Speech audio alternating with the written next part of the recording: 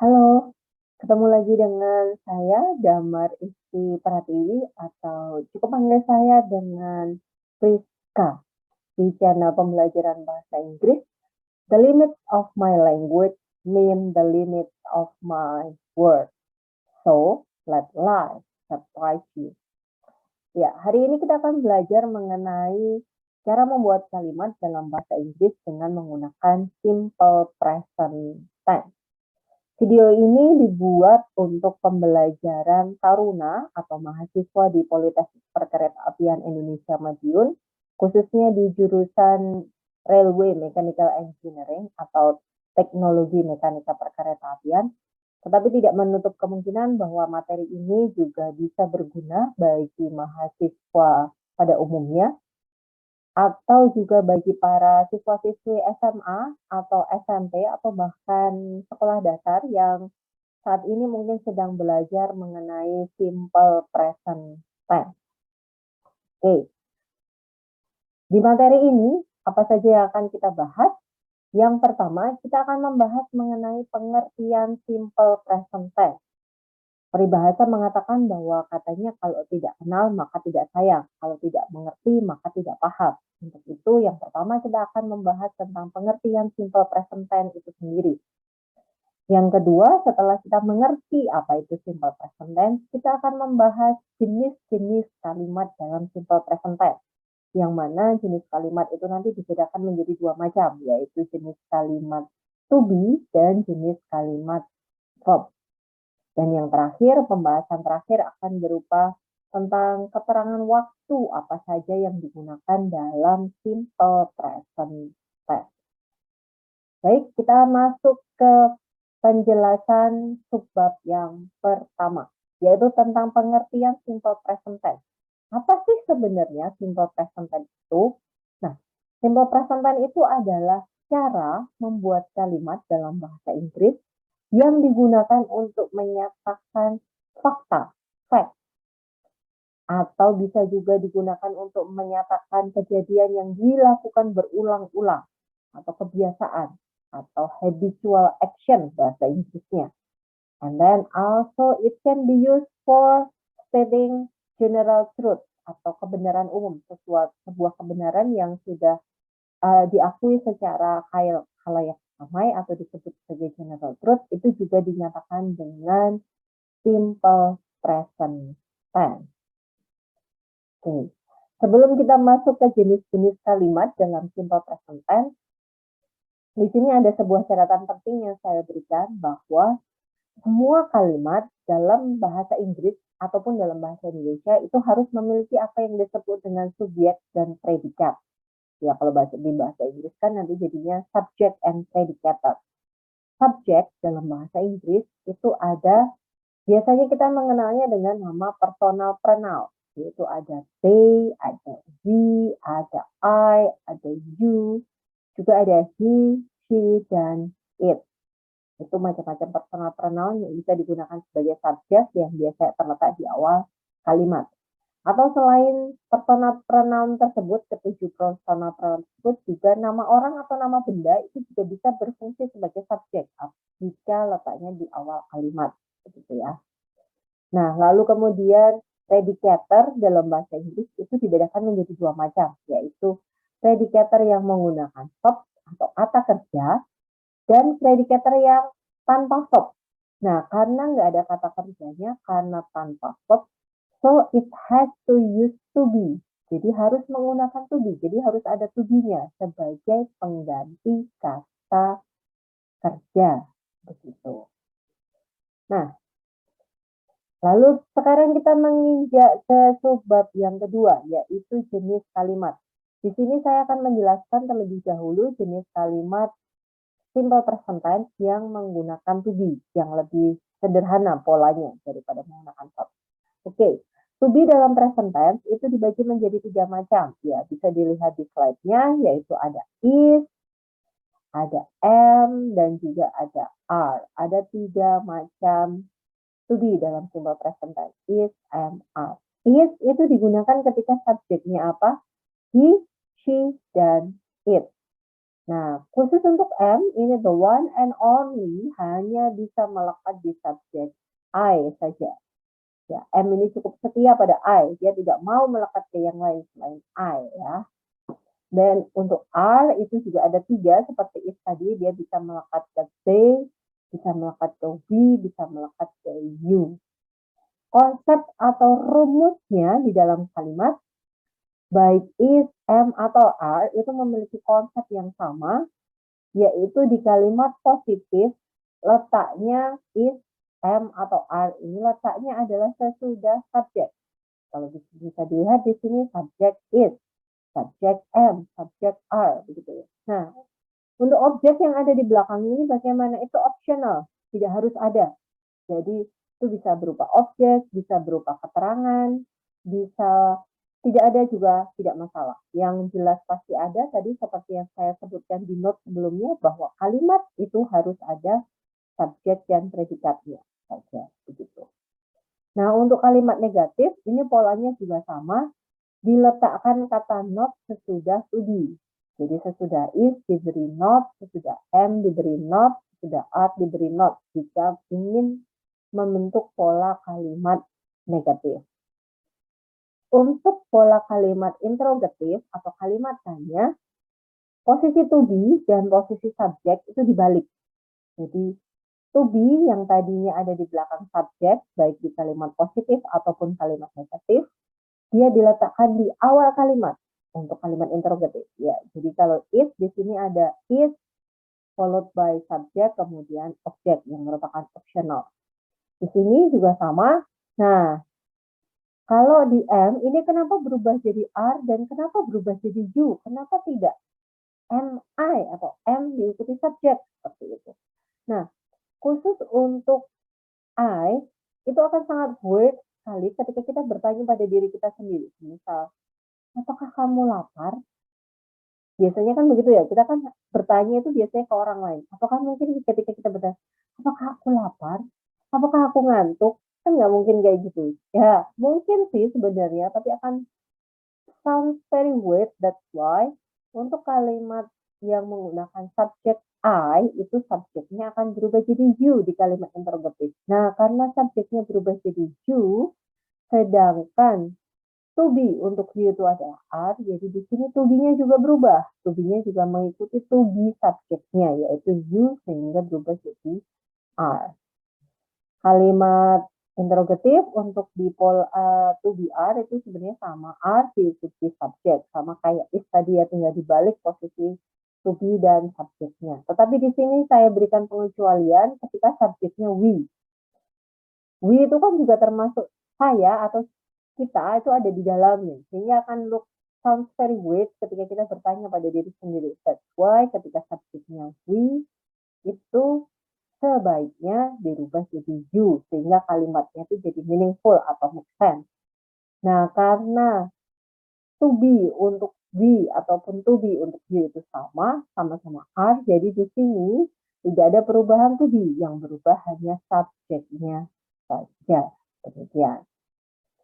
Lalu bagaimana kalau subjeknya itu nama orang atau nama benda? Nah, kalau nama orang atau nama benda tinggal dilihat apakah nama orangnya itu atau bendanya itu jumlahnya satu atau banyak. Kalau jumlahnya satu, yaitu berupa singular, nanti dia menggunakan to be is. Sedangkan jika benda atau orang itu jumlahnya lebih dari satu atau dia disebut bentuk plural, dia menggunakan to be are. Begitu. Oke, sekarang kita menuju contoh dari kalimat yang menggunakan to be. Di sini saya berikan 4 contoh. Yang pertama, di sini subjeknya she. Kalau dalam bentuk to be seperti ini, yang perlu dilihat cukup subjeknya saja. Karena bagian objek maupun bagian keterangan itu optional, sehingga tidak ada perubahan sama sekali. Dia tetap. Kalau di sini keterangannya adalah very pretty, ya nanti tetap very pretty baik di kalimat positif, negatif, interrogatif sama. Jadi cukup dilihat saja, oh she berarti dia pasangannya dengan is, makanya cukup dituliskan is di sini. Kalimat negatif tadi seperti yang sudah saya jelaskan, kalimat negatif cukup ditambah kata not sesudah kata to be. Jadi berubah jadi she is not. Untuk interrogatif tadi penjelasan sebelumnya tadi yaitu subjeknya dibalik dengan to be-nya, jadi dia berubah jadi is she. Nah, bentuk kalimat interrogatif seperti ini itu dinamakan dengan yang namanya yes no question. Kenapa yes no question? Karena kalimat seperti ini hanya bisa dijawab dengan yes atau bisa dijawab dengan no saja. Tidak boleh menjawab yang lain selain yes atau no. Nah, kalau menjawab dengan yes, nggak bisa hanya menjawab dengan yes. Nanti secara struktur kalimat, secara gramatikal kurang tepat. Jadi setelah yes harus diikuti subjek dan to be-nya. Jadi yes, she is. Kalau no, sama diikuti subjek dan to be-nya, tapi paling belakang ditambah kata not. Jadi no, she is not. Seperti itu. Contoh kalimat nomor 2 di sini ada kata I. I seperti yang tadi saya jelaskan bahwa I itu merupakan the one and only pasangan untuk am. Jadi I akan diikuti oleh am. Sama kayak nomor 1, am-nya tinggal ditambah not di kalimat negatif. Nah, ini tadi yang pengecualian. Nggak bisa jadi am I, tetapi dia berubah jadi are you. Gitu. Untuk cara menjawabnya sama, masih yes I am atau no I am not. Beranjak ke nomor 3, di sini ada they. Nah, they itu pasangannya dengan are. Jadi di sini sudah saya tuliskan are. Negatifnya sama, tinggal ditambah kata not, jadi they are not. Kalimat interrogatifnya tinggal dibalik, are they-nya jadi are they musicians. Dan jangan lupa question mark-nya, tanda tanyanya jangan lupa dituliskan. Kalau yes berarti yes they are, kalau no berarti no they are not. Nah, contoh kalimat nomor 4 di sini juga merupakan pengecualian tadi yang saya berikan penjelasan di slide sebelumnya. We itu diikuti dengan are, negatifnya we are not. Nah, ini dia yang interrogatifnya ini yang merupakan pengecualian. Bukan are we, tapi dia berubahnya jadi are you atau movies. Yes, we are. Yang satunya lagi, no, we are not.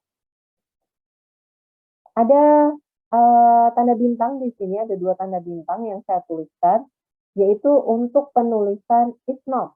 Is not ini bisa dituliskan dengan is not atau bisa disingkat dengan kata isn't. Sama artinya dan itu tidak merubah struktur pola kalimat, keduanya betul, mau dituliskan is not maupun isn't. Are not juga sama, bisa dituliskan dengan aren't. Tapi khusus untuk am not itu nggak bisa atau nggak boleh dituliskan dengan amn't. Am not harus ditulis lengkap. Am not. Begitu. Oke, sekarang kita beranjak ke praktis atau latihan. Di sini saya berikan 2 link, bit.ly/present_to-be1, kemudian yang kedua itu _to-be2. Nanti silakan bisa diketik di Google Chrome atau di Mozilla atau di Microsoft Edge untuk link-linknya ini. Link-link ini akan direct ke latihan-latihan online dalam bentuk simple present tense yang bentuk verb. Untuk link yang pertama, kita akan buka bersama-sama. Sebentar saya stop share dulu. Kita akan menuju ke link yang pertama. Nah, link yang pertama tadi kalau dibuka dia akan menuju ke sini, ke englishforyou.de. Nah, di sini sudah ada bentuk latihan simple present tense dalam bentuk to be. Seperti yang tadi saya jelaskan, kalau ada latihan present tense dalam bentuk to be, cukup dilihat subjeknya saja. Objek ataupun keterangan yang ada di belakangnya tidak perlu diperhatikan, karena kita hanya fokus pada subjeknya dan predikatornya, yaitu di sini predikatornya adalah to be. Oke, mari kita kerjakan bersama-sama. Di sini ada I itu to be-nya pasangannya selalu dengan the one and only, yaitu am. Nomor 2, di sini ada she itu pasangannya dengan to be is. Betul. Nomor 3 ada we itu pasangannya dengan are. Ya. Nomor 4 di sini ada kata this. This itu merupakan penunjuk plural atau singular. Satu atau banyak. Ya, this itu merupakan penunjuk benda yang jumlahnya satu atau singular. Jadi kalau jumlahnya satu atau singular, to be-nya dia menggunakan is. Tuh. Number 5, di sini ada our friends. Friends ada S-nya, berarti dia jumlahnya banyak friends-nya ya. Berarti plural. Kalau plural, to be-nya dia menggunakan are. Tuh. Number 6, di sini ada Uncle George. Nah, Uncle George itu jumlahnya ada satu. Kalau jumlahnya satu, berarti dia to be-nya menggunakan is. Betul. Nomor 7, the dog jumlahnya satu, sama dengan nomor 6 tadi, menggunakan is. He jelas pasti dia menggunakan is.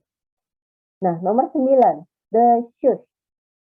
Shoes di situ ada s-nya, berarti menunjukkan plural. Kalau plural berarti jumlahnya ada banyak, to be-nya pasti are. You sudah pasti to be-nya are. Susan atau kata gantinya she berarti pasti dia is. They tadi sudah kita bahas are. T-shirt. Nah, t-shirt di sini shirt-nya itu kan ada banyak, ada s-nya, plural, berarti dia to be-nya are, betul. My sister.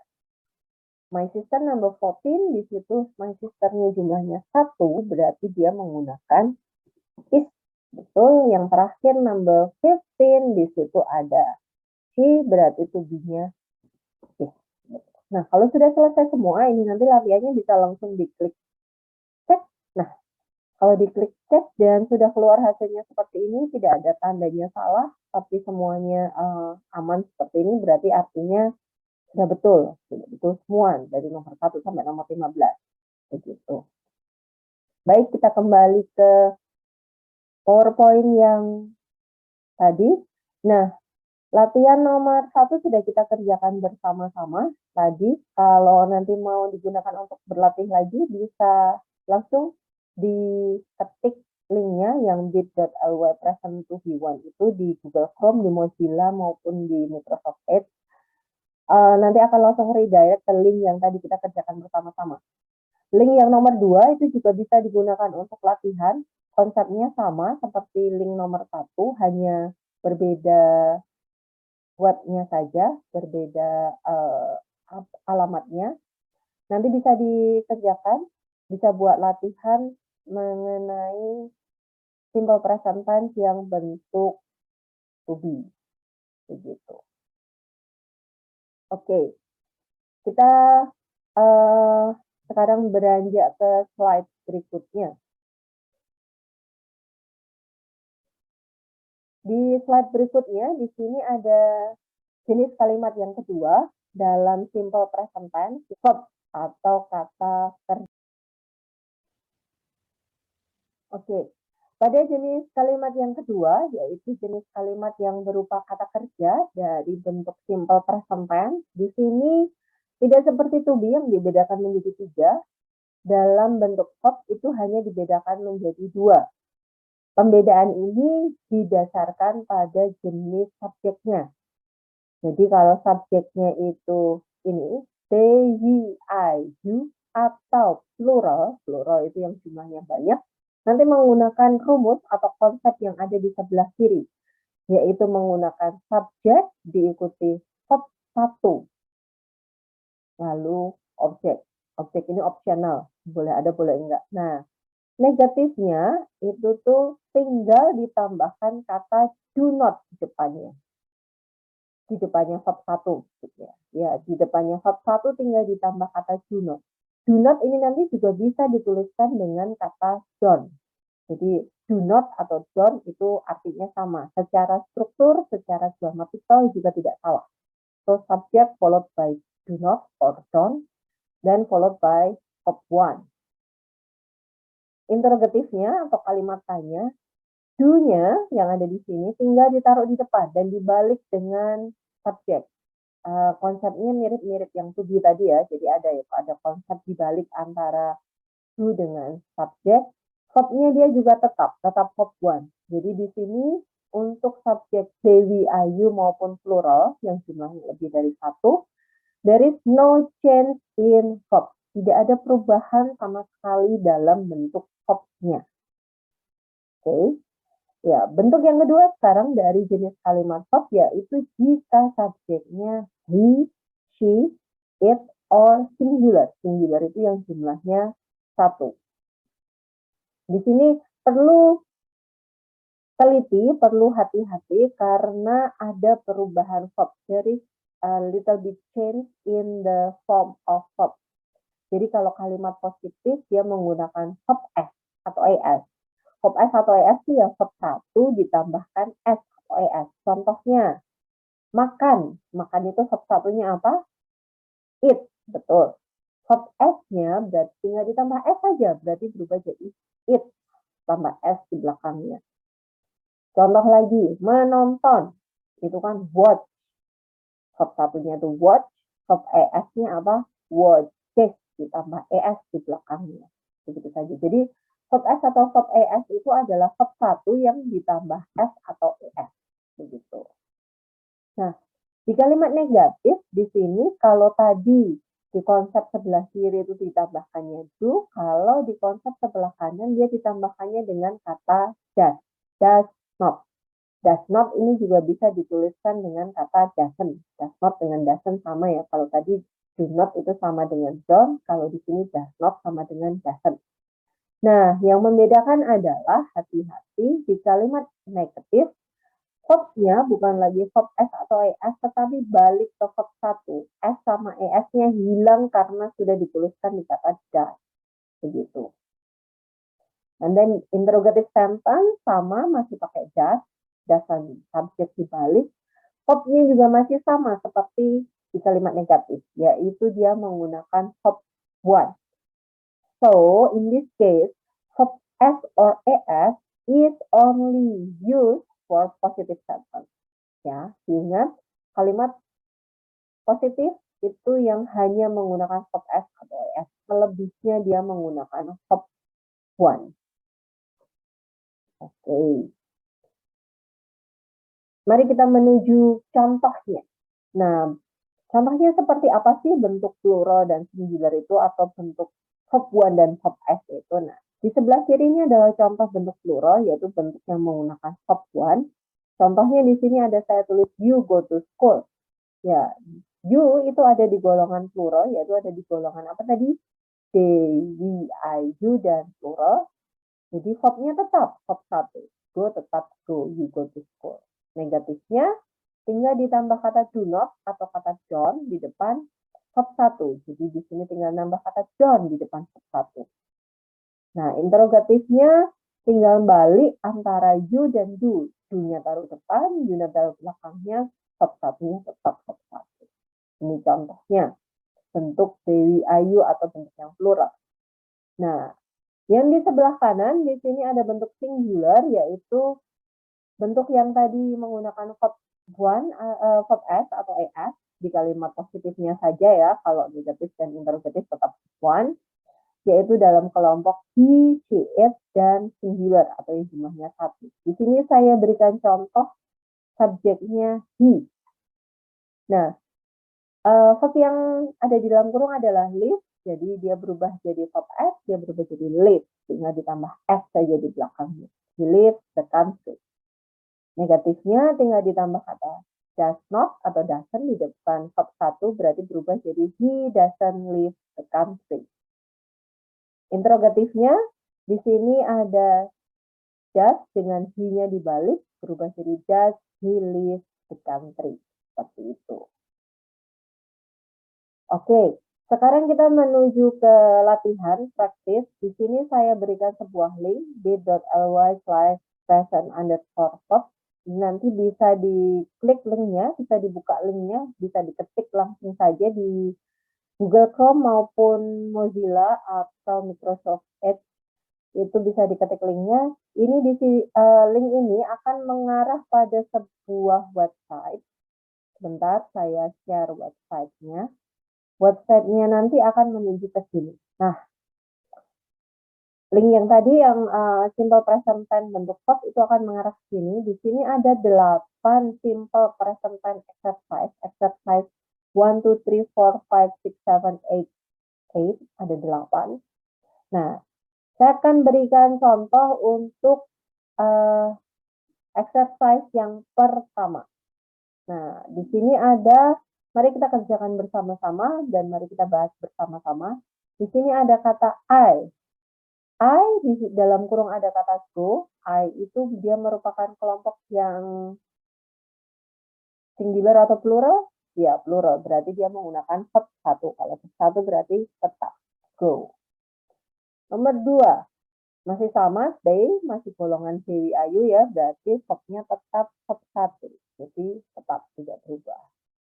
Nomor 3, ini juga masih golongan CWIU, jadi verbnya tetap verb 1 tidak berubah.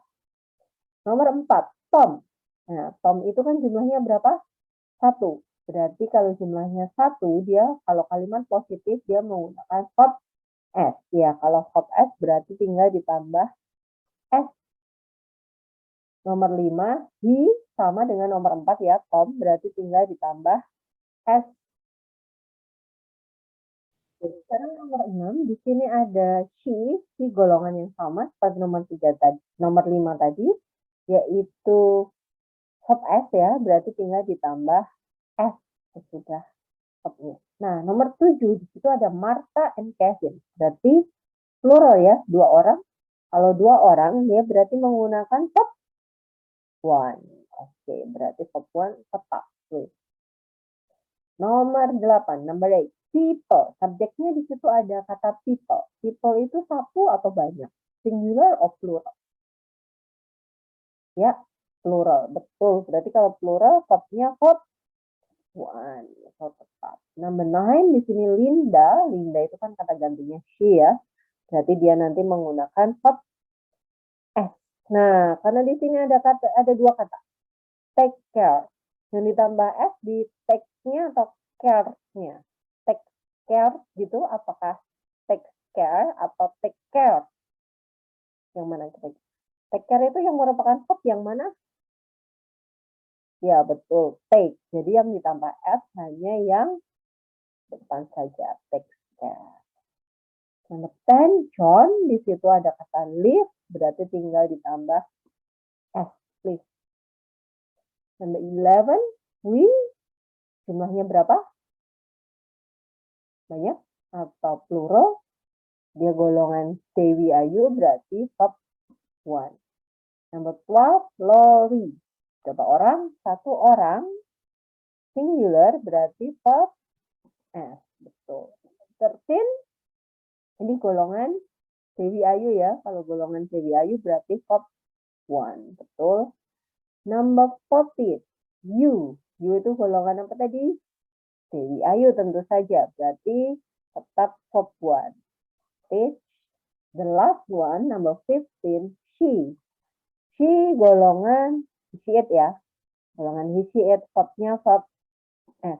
Nah, nanti kalau sudah dijawab semua seperti ini caranya. Kalau sudah diketik semua, tinggal diklik cek. Nah, kalau jawabannya betul semua, nanti skornya akan 100%. Kalau ada yang salah, berarti nanti akan ada yang salah, tidak 100%.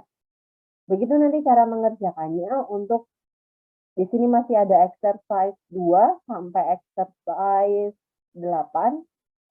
Silakan dikerjakan, dibuat latihan. Oke, link yang saya share ini sudah kita buat latihan yang bagian pertama. Bagian kedua sampai bagian ke-8 silakan dibuat latihan masing-masing dengan mengetik linknya ini di Google Chrome atau di Mozilla atau di Microsoft Edge untuk membuka linknya dan bisa mengerjakan exercise kedua sampai ke-8. Oke, sekarang kita menginjak bagian yang keempat, yaitu keterangan waktu yang digunakan dalam simple present tense. Keterangan waktu di sini ada banyak sebenarnya.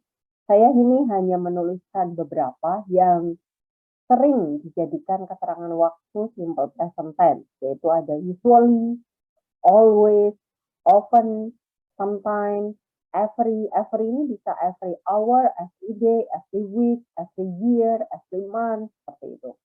Jadi every diikuti time ya, itu merupakan keterangan waktu simple present tense. Begitu juga dengan once atau twice, itu bisa once a month, twice a week, once a year, twice a year, seperti itu. Kemudian ada juga keterangan waktu berupa rarely, seldom, generally, normally, commonly, frequently. Nah, itu adalah beberapa contoh keterangan waktu yang biasanya digunakan sebagai penanda bahwa kalimat tersebut merupakan bentuk simple present tense. Oke, sebelum materinya berakhir, di sini saya menambahkan additional information tentang membuat kalimat tanya dengan WH question dalam pola simple present tense.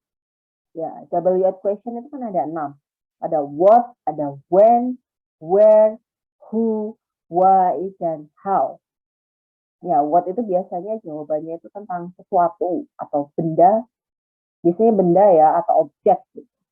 Nah, kemudian when itu biasanya digunakan untuk menanyakan waktu atau keterangan waktunya. Where itu jawabannya adalah berupa tempat, who itu orang, why itu alasannya apa, dan how itu caranya seperti apa. Nah, mari kita lihat contohnya bersama-sama. Untuk membentuk kalimat WH question dalam pola simple present tense, tentunya menggunakan rumus atau konsep kalimat tanya dalam simple present tense. Kalimat tanya dalam simple present tense kan ada dua macam. Kalimat to be yaitu is, am, are, followed by subject, followed by object. Kemudian kalau menggunakan verb, dia menggunakan do or does, followed by subject, and then verb one. Seperti ini. Ini konsep kalimat tanya dalam simple present tense. Nah, bagaimana jika dituangkan ke dalam WH question? Nah, saya berikan 5 contoh di sini. Number 1, kalimat yang saya tuliskan di situ adalah my birthday is in June. Nah, yang ingin dijawab adalah jawabannya yang diinginkan adalah June. Bagaimana kalau jawabannya yang diinginkan adalah June? June itu adalah nama bulan, jadi waktu kan ya. Kalau waktu, WH yang digunakan pasti when. Nah, sesuai konsep ini, berarti harus diikuti is, am, are, dan subject. When is your birthday? Seperti itu. Nomor 2, di sini kalimatnya berbunyi she drives very well. Nah, jawaban yang diinginkan adalah very well. Berarti kan caranya kan seperti apa. Nah, kalau cara berarti WH-nya nanti menggunakan how. Karena di sini drive itu merupakan verb, jadi dia menggunakan pola kalimat tanya yang kedua, yaitu do, does, subject. Nah, drive di sini ada verb S, berarti dia menggunakan does. How does she drive? Loh, ini kenapa S-nya hilang? Pada di sini ada S-nya. Nah, tadi kan rumusnya atau konsepnya kalimat tanya itu ada do, ada does, tapi di sini selalu verb 1. Jadi S-nya di sini hilang. Oke. Number 3. Daniel flies to Paris once a year. Jawaban yang diinginkan adalah Paris. Paris itu nama tempat. Kalau nama tempat berarti dia menggunakan where. Where does Daniel fly? Kenapa does? Ya ini tadi sama konsepnya seperti nomor 2. Fly di sini kan verb S ya. Kalau verb S berarti nanti dia does. Gimana kalau di sini semisal siapa ya? They fly to Paris. Pertanyaannya jadi gimana? Ya, tentunya di sini bukan lagi does, tetapi di sini nanti berganti menjadi do. Betul. Nah, nomor 4 dan nomor 5 itu adalah exceptional, pengecualian. Di situ saya tuliskan cars have wheels. Jawabannya yang diinginkan adalah wheels. Jadi WH yang digunakan pasti what. Kenapa di sini? Padahal di sini kan harusnya ada do ya kalau mengikuti konsep ini. What do cars have?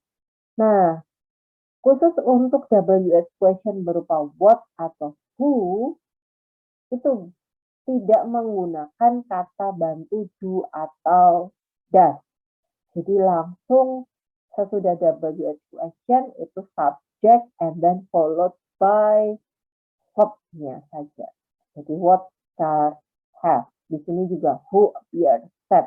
Tidak who do appear said atau what do cars have, tapi cukup what cars have, who appear said. Jadi khusus untuk dua WH question yaitu what dan who, dia tidak menggunakan kata bantu do atau does, tetapi langsung setelah WH question, subjeknya, and then verb-nya. Lalu jangan lupa question mark-nya atau tanda tanya-nya.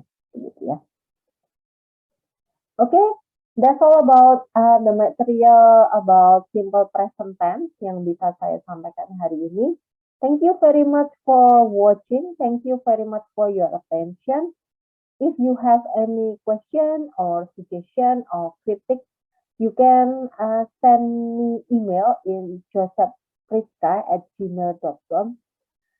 You can reach me there in that email. Kalian bisa menghubungi saya untuk memberikan pertanyaan, saran, atau kritik ke email berikut yang tertera, josephpriska@gmail.com. I will try my best to reply or inbox that came to me. And thank you very much in advance for your question, for your suggestion, critic, comment, or anything. Or if you want to leave any comments in the channel, you might write it down below. Any question, critic, suggestion, comment. Thank you very much.